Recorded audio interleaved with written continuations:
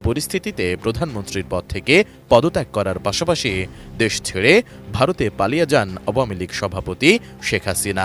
এ খবর পাওয়ার পরপরই বিকেলে বঙ্গবন্ধুর ধানমন্ডি ৩২ নম্বরের বাড়িতে অগ্নিসংযোগ করেছিল উত্তেজিত জনতা। অনতিবিলম্বে এই খুনি হাসিনার বিচার কার্যক্রম করতে হবে। আমাদের ছাত্র ভাইদেরকে হত্যা করেছে, এর বিচার আমরা অতিবিলম্বে চাই এবং অন্তর্বর্তীকালীন সরকারের কাছে আমরা এর বিচার চাই, যাতে খুনি হাসিনা কোনোভাবে এই বাংলাদেশকে নিয়ে ষড়যন্ত্র করতে না পারে। আপনারা দেখেছেন বাংলাদেশে ৫ই আগস্ট স্বৈরাচার খুনি হাসিনা তার মুদির কাছে গেছে গা। এখন এই বাংলাদেশকে নিয়ে ওই কলকাতাতে বসে, বাংলাদেশকে নিয়ে দিল্লিতে বসে আজকে যে ষড়যন্ত্র করছে, আমরা এর তীব্র নিন্দা এবং প্রতিবাদ জানাই।